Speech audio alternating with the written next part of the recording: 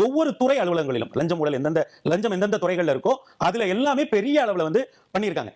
இப்போ ஊழல் இல்ல ஊழல் அண்ணன் வந்து அவர் தனியா சோசியல் மீடியா கண்டென்ட் ரெடி பண்றாரு. சொல்றேன் பஞ்ச் பண்ணும்போது நீங்க என்ன மட்டும் பண்ணல. ஏன்னா இவர் அந்த வீடியோ என்ன பண்ணா சில கான்ட்ராக்டர்கள் நேரடியா ஊடகத்தை பார்த்து பேசினாங்க. அவங்க பதிவு பண்ணிருக்காங்க, இந்த அரசுல பார்ட்டி ஃபண்ட்னோ எதுவுமே இருக்காது, வேலையை நல்லபடியா முடிக்க சொல்லியிருக்காங்க, நாங்களும் சந்தோஷப்படுறோம். ஐயா பல துறைகள்ல குறிப்பாக டிரான்ஸ்பருக்கு காசு வாங்கக்கூடிய துறைகள்னே நிறைய இருக்கு.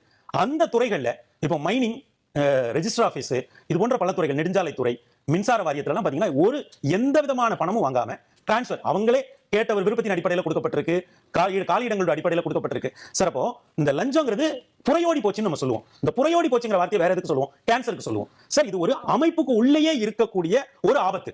அப்ப அந்த ஆபத்தை ஒவ்வொரு இடத்துலையும் கண்டுபிடிச்சு இந்த அரசு நீக்கிக்கிட்டே வருது.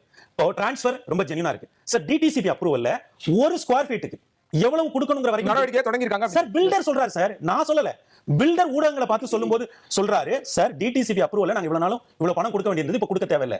பள்ளிகளுக்கு அனுமதி வாங்குறதுல என்ஓசின்னு சொல்லுவாங்க, அதுல இவ்வளவு நாள் நாங்க எவ்வளவு கொடுத்தோம், இவ்வளவு கொடுக்கல சார். சில புகழ்பெற்ற பள்ளிகள் 1.5 வருஷமா எங்க ஃபைல் இருந்தது சார், இப்ப இந்த அரசு வந்தவொடனே கிளியர் பண்ணி கொடுத்திருக்காங்க அப்படின்னு சொல்றாங்க சார். இது எல்லாமே தாவேகா கட்சியினருடைய சாட்சியம் இல்ல சார். அரசாங்கத்தோடு இணைந்து பணி செய்யக்கூடிய கான்ட்ராக்டர்கள் சொல்றாங்க. ஒவ்வொரு விதத்திலும் ஒரு நிர்வாக ரீதியா எப்படி இதை சரி பண்ணணும், பல மாற்றங்கள் தமிழகத்தில் நடப்பதை பார்க்க முடியும். திருக்கோட்டி சார்.